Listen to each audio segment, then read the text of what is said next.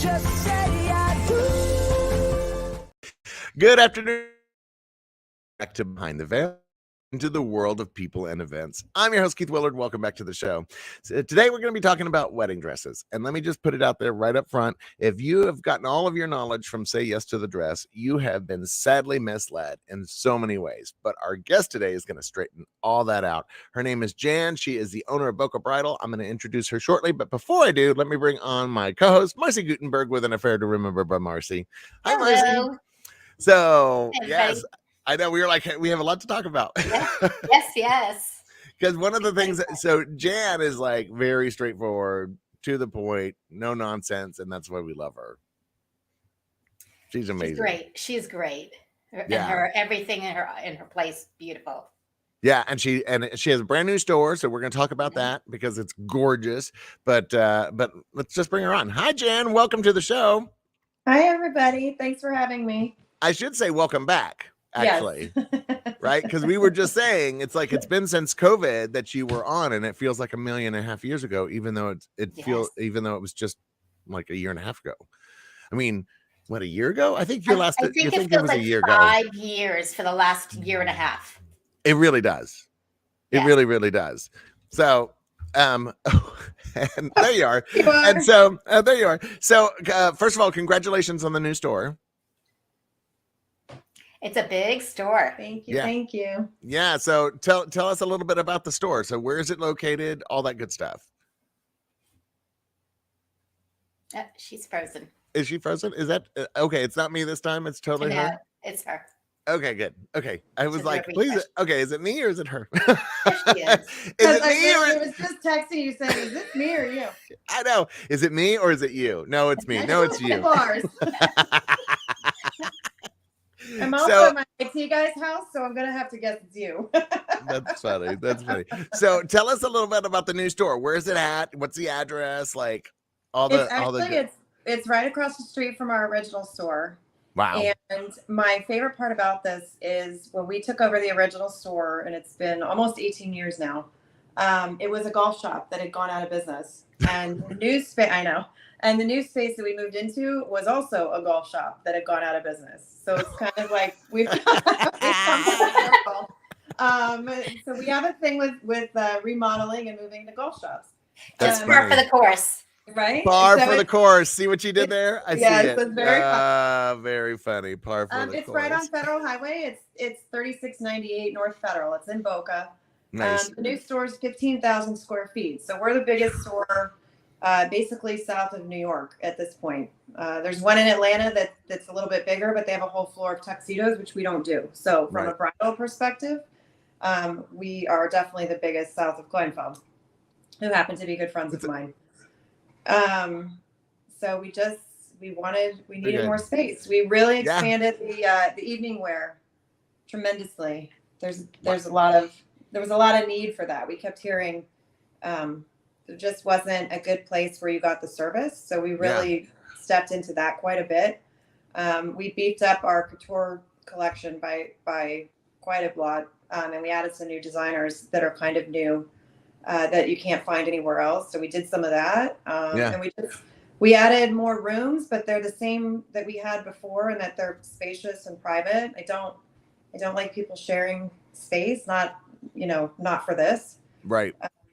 So we tried to keep it. We did a little store in a big space is kind of what our motto was. So how much do you hate Say Yes to the Dress? Well, as I said, I know them and they're friends of mine. So I know, but still, I can tell you that I always laugh. Everybody that knows me says I could never be on it because I would be bleeped out probably. But there's a lot of heavy editing that goes on for sure. And they have final say on everything that goes up. So, it's hard. Like, how much can you really say honestly, publicly as a store without, people starting to not be very happy with you? So I have to, you have to edit a little bit. National TV and behind the curtain saying she's psycho. So there's that. But what do you think are some of the misconceptions that come from that? Because it is a show, right? It's meant for entertainment. It's not meant for education. It's not, it's not an educational show. We're not looking at Sesame Street. We're, so I think a lot of people get the misconception that that's how it feels. That's what it's like when you walk into the store, and that's not what it's like. No, not at all. What's the reality for brides out there that are just starting to shop for a dress? Like, what are the important things that they need to do? What's the pre-work that they need to do before they even step into a store? So a couple of things. Obviously, you want to have at least a rough idea of what you want to spend. It's kind of like, if you start car shopping, every pretty picture of a car does not mean that that's the car that you're going to be going. Right. We have a huge price at Boca. At this point, we run from $2,000 to $20,000, which is obviously an enormous spread for a dress. We let you try on whatever you want to try on, but if your budget is $5 and you try on something that's $20, the odds are high you're going to torture yourself. Yeah. We give you the heads up, but we don't limit you. So really, to have at least a general idea of like a baseline of roughly where you want to be. Also, what most brides don't know is the dress is just the dress. There's the accessories, there's the alterations, there's a whole lot else that attaches to that. So to go shopping with an all-in budget, I find doesn't generally work too well. Just figure out how much you've got for the dress, and the accessories, the veil, like that's all great stuff you can pick up from aunts and grandmas and maid of honors, like that want to help you with good gifts and stuff like that. It's a great way to help offset some of that. Right. So know that. Really pay attention to who you bring.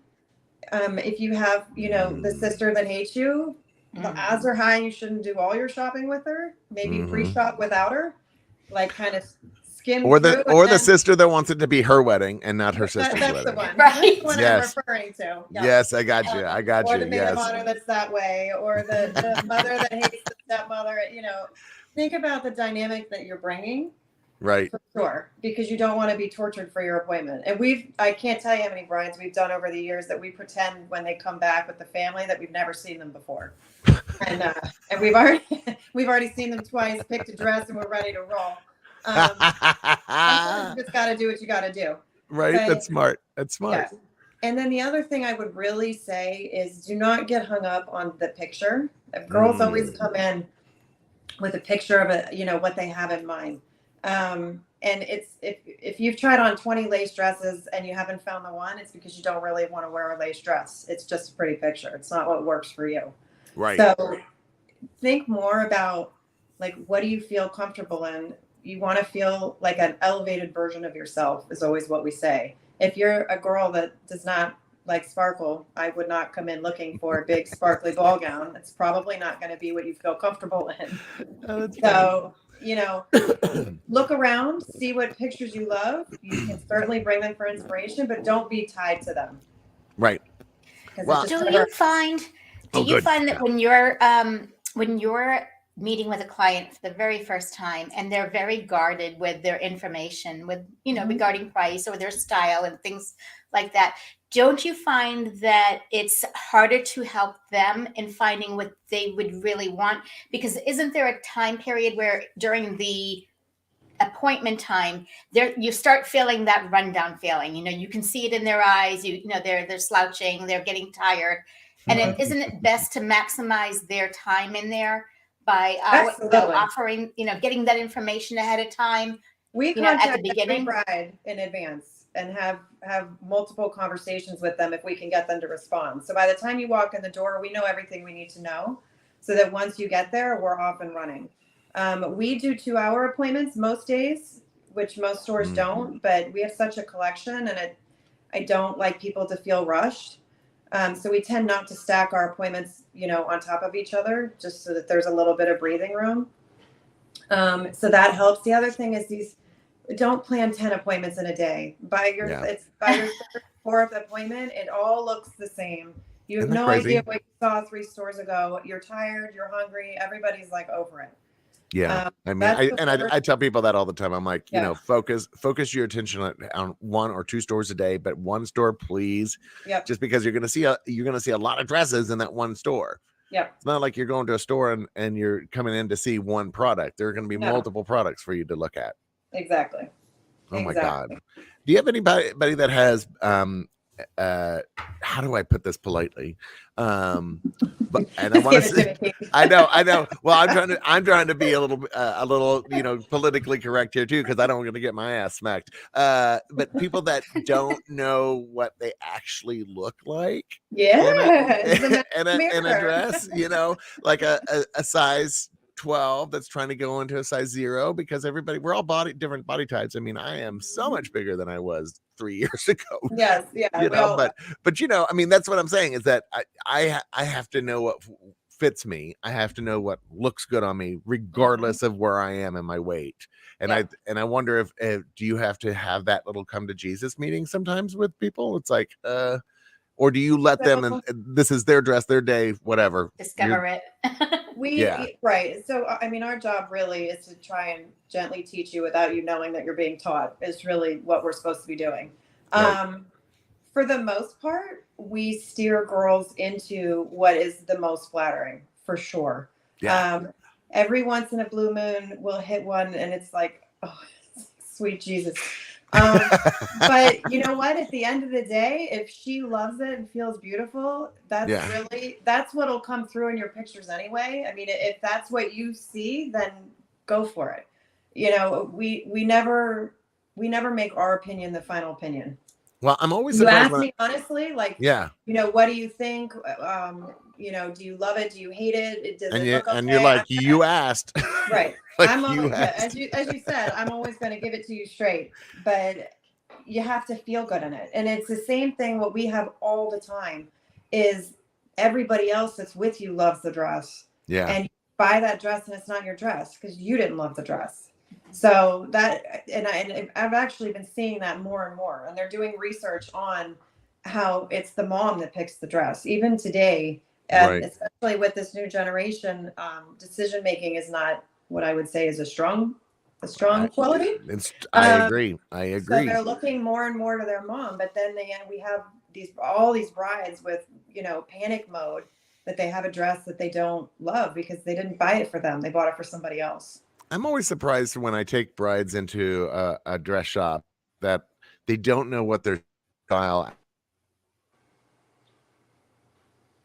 what they wear on a date, you know, on a day-to-day basis, but it's not what they're going to actually look good in for this particular event, for a wedding, because it's different. It's different than going to dinner. Well, that's the hard part, is you're buying something that you've never, well, I mean, maybe at Boca store, it could be your third or fourth time, but most of the time you haven't done this before. So it's, you're totally flying blind, which is why I say don't be so attached to that stupid picture, because you know, you're looking at something that's posed and photoshopped and the lighting is perfect and she's not bending or walking or, you know, like it's not reality. She's not trying to pee. Right, exactly. Put in position. Right. I'm just going to put it out there, ladies, please. Oh my God, please. You know, because you do have to be in that dress for like 12 hours straight or 15 hours straight. It is a long time to be in a dress. When a bride is like down to 2, I always say which one's more comfortable, because you're going to wear this puppy for a long time. Yeah. And then of course you have to think about sweat stains and all that stuff. You have to think about the stuff that's not so great to think about. You know, what happens if you're feeling a little gurgly? You want something that's gonna flatter you, but that also acts like an actual dress that you can live in that day. You know. Yep. I mean, it's amazing how many people are like, well, I can handle it for 15 hours. I'm like, it's a long 15 hours. I'm just telling you. It goes by in like 10 seconds, but when you're sweating under 800 layers of something, it's a long 15 hours. Yeah. And especially when you have photographers and stuff on top of you constantly, you know, there is no such thing as proper on the day of the wedding. I mean, I've had my hands up so many dresses. Yeah. Us too. Smoothing things out, trying to make sure that the pictures are perfect. I mean, it's crazy. What about styles? You know, because for a bit there, people were saying that color was coming back into the world of weddings, and I'm like, I don't think color ever was a huge portion of it. I mean, it's always been a little part of it, but are you seeing like more creams? Are you seeing more lace? Like, what seems to be the style right now that people are gravitating to? because like I said, I've been at this for 18 years now. What's interesting is there is no style anymore. The only trend I will tell you, like, that we're really seeing right now is sleeves, and God help us all, gloves. I'm having like prom flashbacks. Especially Florida. I mean, it's like it's hot down all here. of a sudden, in the last gloves. month, I've gotten more requests for satin gloves than I have in 18 years. And back Satin 18 years gloves. ago, people still wore them every now and then.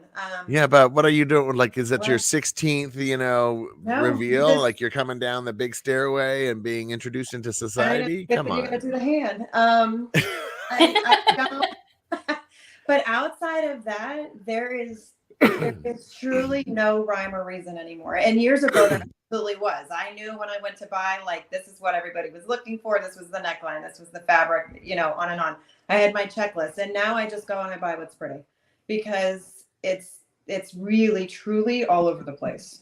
And I think they're getting a little bit better about like what looks good on them, but it's so heavily influenced by social media. And like I said, by that fantasy picture. So it's like they see it on the, in Instagram, and they put it on like in real world. And it's like, wait, what is this? That was the whole boho trend that everybody tried to do a few years back. Right. Like, yeah, it's great until you put it on an actual human being, and it looks like a sack of potatoes. And it did. It's totally deconstructed. It looks terrible on did. everybody. It really did. And I just really thought, really, this is what everybody's feeling beautiful in.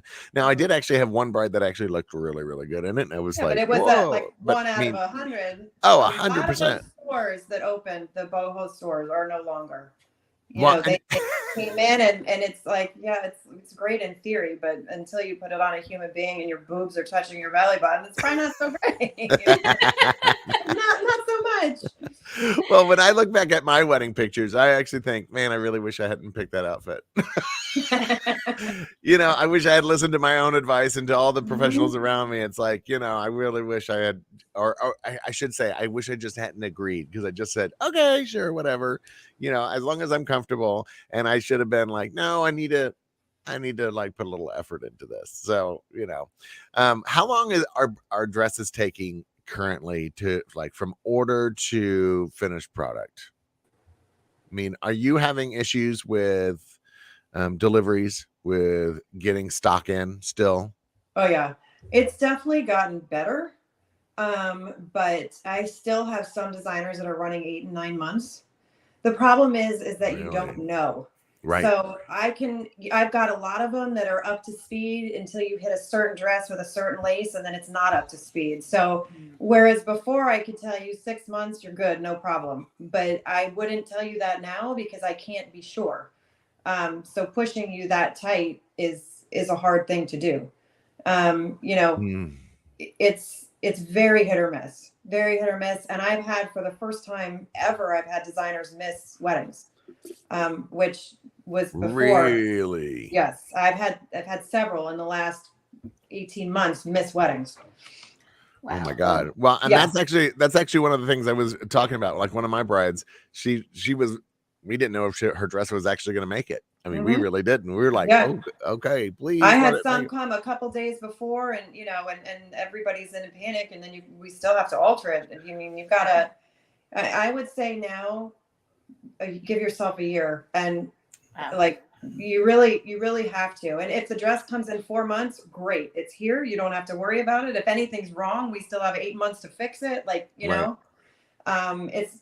it gives us time if there's any kind of an issue or any kind of a change, or I can't tell you how many girls lately they get pregnant, so the weddings are moved up because we're trying to get everything done. And it's like, if your dress is here, yay. This just happened to me. Yeah. This just happened to me. I had to move my wedding from May to September because she went from not being pregnant to showing to being, oh, I'm delivering the baby today. I was like, well, we can't have your wedding. Right. That's not going to happen. So I mean, we moved it 5 months just so she could have, be pregnant and like have the baby. It's like, oh my God. I think what girls don't understand is there's a 6 to 8 month lag before the new stuff comes out. So if you're a year out, even if you wait until you're 8 months out, you're still not hitting like that new stuff. You know what I mean? Like no style is going to change in that period of time. You're not going to be outdated.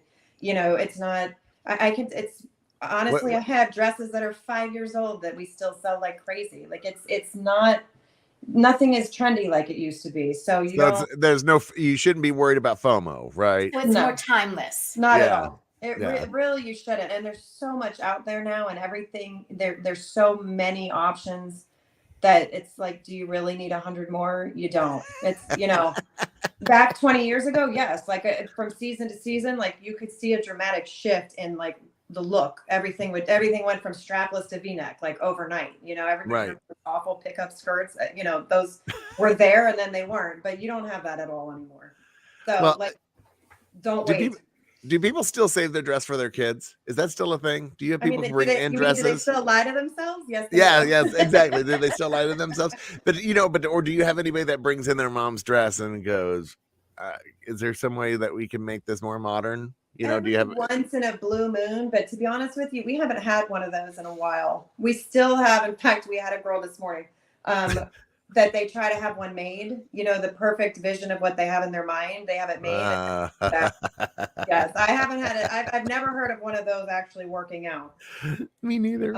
And then they cut and this one wants. She's buying the sample that we had from 8 months ago because she only has 2 months to get married and has no dress. So, yeah, but the mom's dress, no. Do you find that there are more or less designers these days? More, because there's so much on like social media and so much interaction with like what's that called? The runway show. Yeah, Project Runway and things. That there's more designers out there these days.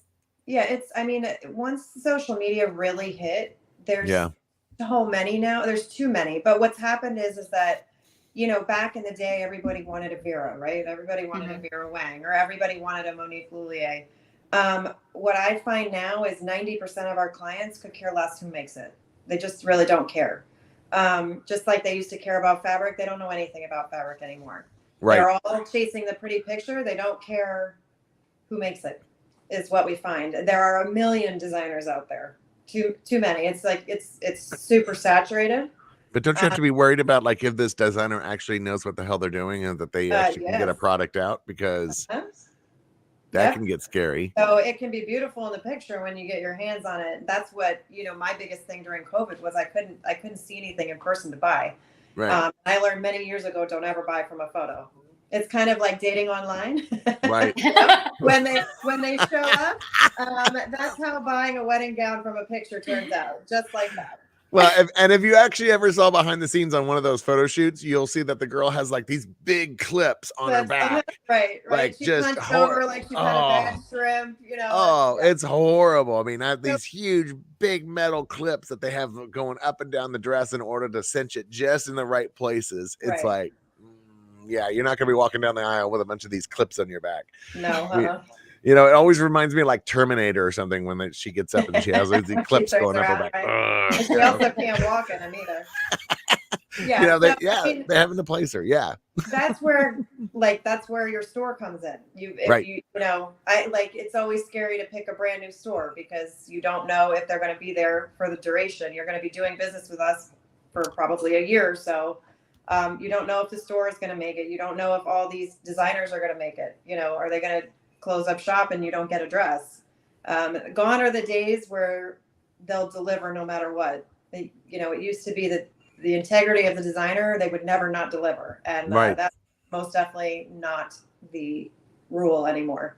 That's just crazy to me. That is just crazy to me. I mean, there are still some out there. There's still some out, and some of the old school that have been around a long time, but these girls don't know who's been around and hasn't been around, and they have no idea who they can and cannot trust, and neither do the new stores or people that haven't dealt with them. And that's always a risk when you pick up a new designer.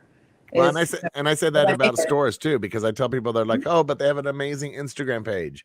I'm like, yeah, that's great. Just your old cousin somewhere that's exactly. I mean, you can post 1,000 pictures on Instagram in a day or two, and it makes it look like that store's been around for years and years, but that's not the case. Right. And with Jen, I mean, you've been around for a very, very long time. Not that long. She looks very young. She's young, but she started when she was a baby. I mean, come on. Exactly. She was 6. But I mean, you've gone and you've curated the people that you work with because you've done all the vetting. You know who's good. You know who can deliver. You know the quality and all of those things. And then when somebody else comes along and they want to just like pop out there, they're not, just because, like you said, they have a shiny social media presence, that doesn't give them carte blanche that they're going to know who is really good at what they're doing.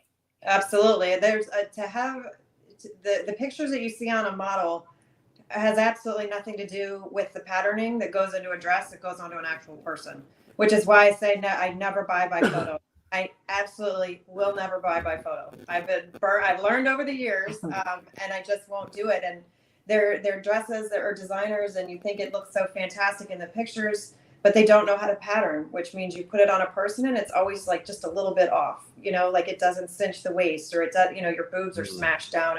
And these are all things that you don't know and can be totally fixed in picture. That's actually a really good, a good segue into a question because, because women are, everybody's such different sizes, and some women are, very large up top, and other are very petite, and then, you have the J-Lo button stuff. I mean, how do you even know what dress to put on people? Because I'm assuming that designers are designing it for a fairly specific body type most of the time. You'd be surprised. I have several that I would tell you look good on everyone. Really? Yes, that it's all in the patterning, and this is what people don't know because nobody, remember back in the day when we used to read magazine articles? Yeah, when we actually sat down and read. Right, nobody reads anymore. They just look at pictures, so the girls don't have any idea. I mean, not that we were rocket scientists back then, but that was what we did. We read the magazine, so we knew a little bit about it. But the patterning of a designer is so important. It's kind of like you try on a pair of jeans and your ass looks great, and you try on another pair of jeans and it looks like a pancake. Yeah. It's like wedding dresses are absolutely no different. So somebody knows how to design and somebody just whips together a pair of jeans. That's why a lot of times this dress is $10,000 and this dress is $2,000. Right. There's a lot that goes into the patterning of a dress. That I will say. When you're there are designers out there that look great on everybody. Yeah. When you're looking for a veil, and I know that for a while veils were out, and I kind of sense that they're kind of back in now. From what I've kind of seen the drama of the picture in person. Hello, Munoz out there. Hello, Munoz brother. Yeah. So when you're looking for a veil, is there any kind of rule of thumb with regards to the dress that you're wearing as to what length you should have or what style you should have? Nobody wears the veil anymore for what we used to wear veils for. No, absolutely nobody.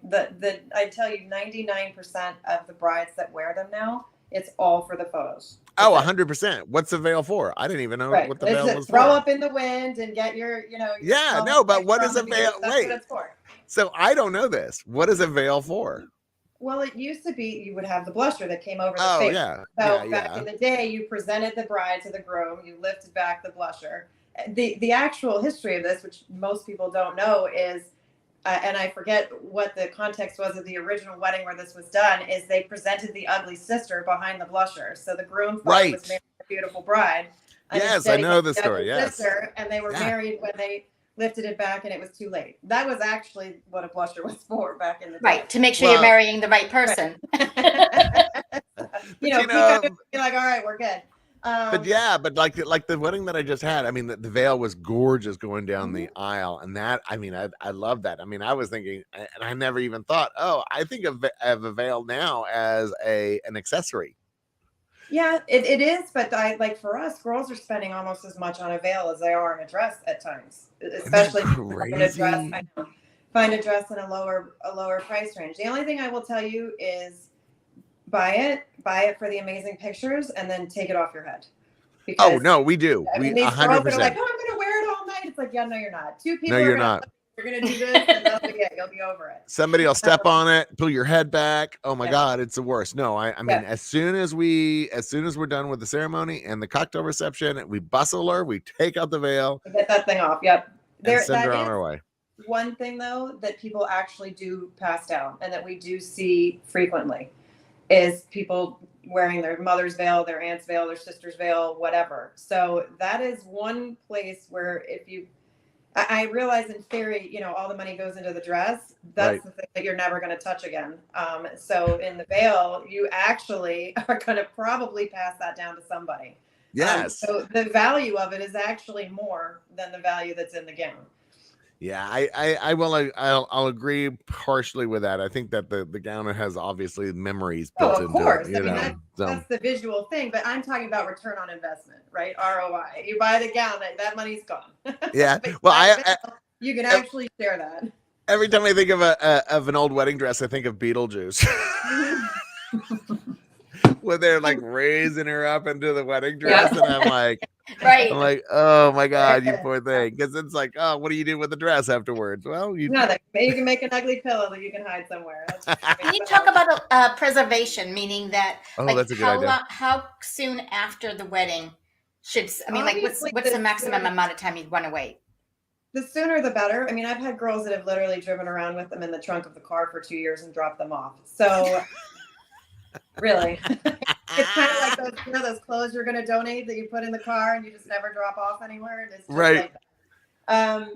So this, if you've got a lot of stains on it, especially if there's any kind of food on it, is really the sooner the better on that for sure. Because the hardest thing to get out, what people don't realize, is the food. Wow. And then what about steaming? You know, I just actually, for the first time in forever, I actually got a new business that sent me their information that's what they do. They steam dresses. That's all they do is go to places and steam dresses. And I'm like, done. I'm putting you on my vendor list. Oh my God. Because I get asked about that constantly. Do you have anybody that steams dresses? Do will you steam my dress? We do anything, like any of our brides, every dress leaves steamed. The only dresses like truly that you have to worry about are the clean dresses, the ones that are in the Mikados and the satins. That anything that's lace, I mean, to be totally frank, you could roll most of those into a suitcase, shake them back out, and get married and be fine. I know, but it's the vision. It's the idea that it's sitting there on the hanger, and they're like, "Oh, I can see the wrinkles." That's what I said. With the clean dresses, I would absolutely pay for that, to have somebody do that, because we do it before you leave. But by the time you transport it, stuff it on a luggage cart, hang it up wherever it is you're going, the odds are high you're going to need to touch it up a little bit here and there. So let's talk about bridesmaids dresses. Bridesmaids dresses. Let's talk about bridesmaids dresses, because they're actually coming back. It's very weird. Oh no, people are really into the bridesmaids dresses right now. They are coming back. I honest to God, I really thought it was a portion of my business that was dying and we were transitioning out of. But all of a sudden, and what's really weird is lately is they're coming back into all of them wearing the same dress. Right? And I'm I tell them, I'm like, do not do that. Everybody has a different body style. Please let people choose their own style. Make them feel beautiful, because that shows in the pictures. It shows in the pictures. Really same color, absolutely different styles, 100%. Nobody's going to notice the difference in your photos. But I find that more and more brides are having a harder time, because of our new world, social media world, and people travel all over the place. More people are separated by states and distance than ever before. I mean, I don't think I've ever had a single wedding where there wasn't at least 2 of the bridesmaids that didn't live outside of state. Yeah, somewhere else. And I'm like, how are they your bridesmaid? You don't see them every day. Oh, I went to college with them, or we travel together. That's for the girl that has 14 of them. Yeah. So what do you? And we'll probably not talk to like 12 of those after the wedding, but 100%. But what do you do? What kind of advice can you give to somebody that has to like figure out how to make sure that all their bridesmaids have access to at least a fabric of the same color and style, so that they can get the dress made in their city? So because right now there's David's Bridal. Maids, right. It's funny. I haven't even heard about them in a long time. It's what I would say is the minute you know what you're wearing, move into that. And girls, like, they get all caught up, what are the tablecloths?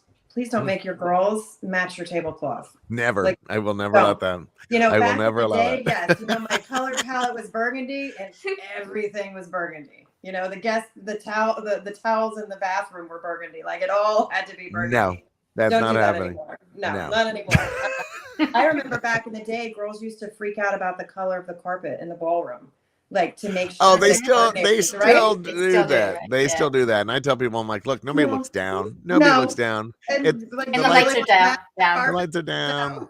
No. Yeah, there's tables and linen and Yeah. flowers, and nobody's looking down at the You carpet. can put a little uplighting in with some color, and it's going to change it. Correct. anyway. Yeah. But So- but bridesmaids dresses Start are right always away. hard because Yes, bridesmaids add stress. They add Yes. stress to the bride because they're like, where do I get it? Where do I go? Well, and I always say it's like herding cats. So that Oh, 100%. So yeah, like we have a wedding and we just figured out yesterday. The wedding is in 2 weeks, and half of her bridesmaids have not even come in to try on their dresses. Forget having them altered. Nobody's even picked them up. Yeah, and it's like, oh my God, So we call her in a panic, thinking the wedding is called off. No, they've just been busy. So okay. Start early. Please take into consideration the color that actually looks good on a human being. Like Yes. my Black girls, some of my Latin girls can wear champagne. Outside of that, no. Like, just no. I don't care how pretty of a color it is. Put it on your tablecloth because everybody else looks dead in it. They really do. Like a warmer color that your friends won't hate you for. Like, please start there. For us, we do like it's called out of town maids. So we open the file. They pick the designer. They pick the color, or if they have multiple colors or whatever. Right. And then we source the girls out to stores in their area where they can try stuff on, pick, and then they just send us their measurements and we order them all together. Really? What a simple idea. I mean, we've been at it for a long time. So I know, but a lot of people don't even know that option even exists. There's a lot of stores that don't do maids because they are truly a pain in the ass if you don't know how to do them.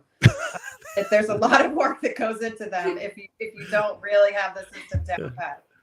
They're a pain in the ass during the day of if you don't know how to deal with them either. So what it does is it takes. Like now we're following up. So now we're calling you saying, like, just with this girl, like, hey, like your girls haven't ordered, you have a lot of girls that are scattered around. How are you keeping track on, like, don't think that they've ordered because you've told them to order. Because no, they're not.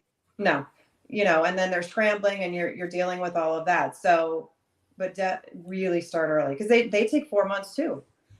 People think really? They take every bit of 4 months. And in fact, one of my bridesmaids designers, like when things were really bad, was one of the designers I had that missed several weddings because there wasn't enough time. So I had whole bridal parties, with nothing. So do you feel like that because of this world of instantaneous results, instantaneous everything, that people out there assume that things are going to be done in a relatively short period of time? Yep. If you want bridesmaids dresses and especially if you want them all to be in the same color, fabric, designer, or style, you have to start early and you have to order them. God. Okay. Or so be prepared to be really limited, or Yeah. to have what I call the Easter egg, where it's like they, remember the palette from a few years back, and it's like there's pastel green and there's pastel blue and there's pastel yellow, and it's like, what the hell is going on? Now we say, if you want to do that, pick a color and like shade. You can mess with the shades, but please don't. I know nobody can afford Easter eggs anyway this year, so switch to something else. Well, we could always do an ombre effect with the bridesmaids. Yeah. Go from lighter to darker on the dress color. Do a little ombre effect. It'll look good in the photos, But I think at the end of the day, a big part of what you do and a big part of what we do is our people part. It's that communication, it's that customer service that I think is so badly missing, and so much of the things that people do today is that customer service, about being on top of them. And so I think that's when you asked me when we started this, like, what is it really like behind the scenes? That this is all it is really what's behind the scenes of that show. Like, you don't walk in, in 2 dresses, pick the perfect dress, everybody's yay, and off you go, and you're married in 3 months. Like, it is definitely not how that works. Yes, right. No, it's a process. And so if you're out there, if you're listening and you're thinking about buying your wedding dress and you're thinking about getting married, or just starting to get married, go get your wedding dress. Even before you get your venue, I would start looking at wedding dresses. Yeah, at least I always say those are your top 2 things. Those set the stage for everything else you do. It really does. I tell people that all the time. I'm like, your wedding dress is going to probably come from overseas, so go take care of that now. Your venue is probably typically gets booked up between 8 months and a year, so we're going to have to go get those venues ASAP. Now, everything else I can probably do in 3 months. Dresses I cannot. And I say that all the time. I'm like, I can build you a wedding in 3 months or even 30 days. I mean, because I've done that. Right. But a dress, no, not anymore. And we used to be able to rush them, and a lot of the designers have shut down the rush. So, there are some that can, if they can, they will, but a lot of them can't, and so they don't. So if you fall in love with the dress and I can't get it, there's like really truly nothing I can do. I can't make it for you. So, and we already know what happens if you try and make somebody else make it for you. So yep. Well, and just like invitations, I mean, some of the products, some of the materials come from overseas. You have to wait for that to come in. I mean, it could, your product can come from, somewhere in the Middle East. It could come somewhere in China. Yep. But ultimately, you have to wait for that product to be on, in these States, and it has to go through customs and all of that. So there is a process that you have to wait sometimes. And if you work with the right people, they know who they can get the product from in the quickest way possible. Right. Yep. Random question. How does world politics for some influence wedding dresses or being able to get wedding dresses? So let's say that we're having a real issue right now, obviously, with Russia invading Ukraine. And I know that there are some really amazing Russian wedding dress makers. Right. And now, since the tensions are high, does that affect how quickly you can get dresses from them? Or if you can, or even if you can. I mean, is there an embargo or is there sanctions? I have heard from some designers from that region. I don't carry anything currently from that area. Right. But when all of that happened, I did get emails from designers saying that they had relocated to safer quarters, that they were still being able to produce, that they were hanging on and still functioning, is the only communication that I ever got on that.